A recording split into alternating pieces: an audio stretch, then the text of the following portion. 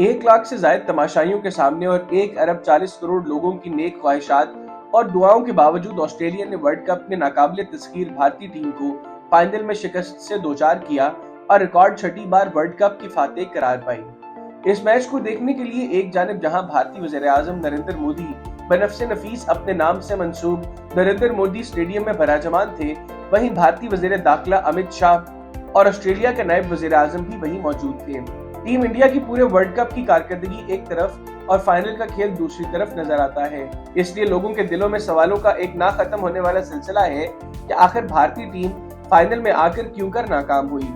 आज से लगभग 1 माह कबल जब इसी स्टेडियम में भारत ने वर्ल्ड कप के इब्तदाई मैचों में पाकिस्तान को शिकस्त से दोचार किया तो मुबस्सिरीन की जानिब से स्लो पिच की बात की गई थी।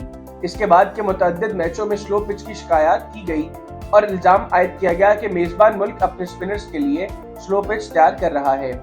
मुंबई के वानखेड़े स्टेडियम में न्यूजीलैंड के खिलाफ सेमीफाइनल में भी ये बात सामने आई और इंडिया को इसका खातिरख्वाह फायदा भी हुआ, क्योंकि टीम इंडिया ने रन्स का एक ऐसा पहाड़ खड़ा किया जिसके बोझ तले न्यूजीलैंड की टीम दब गई और रही सही कसर मोहम्मद शामी की तबाहकुन बॉलिंग ने पूरी कर दी, जिन्होंने इस मैच में रिकॉर्ड 7 विकेटें हासिल की। ऑस्ट्रेलियन कप्तान पैट कमिंस ने मैच से कबल मुबैना तौर पर स्लो पिच की शिकायत भी की थी, लेकिन टॉस जीतकर उन्होंने एक जरूरतमंदाना फैसला किया जो उनकी टीम की शानदार फील्डिंग और दुरुस्त लेंथ और लाइन पर बॉलिंग की वजह से बावर साबित हुआ।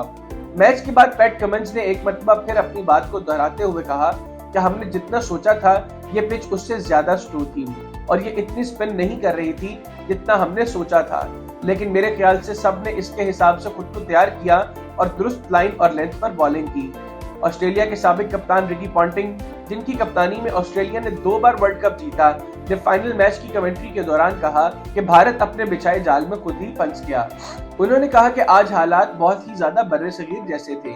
अगर सच कहें तो भारत ने जो विकेट तैयार की शायद वो इस पर उल्टी पड़ गई, जबकि इंग्लैंड के साबिक टेस्ट कप्तान माइकल वॉन और नासिर हुसैन ने भी कहा कि ऑस्ट्रेलिया ने कंडीशन का इंडिया के मुकाबले में बेहतर फायदा उठाया।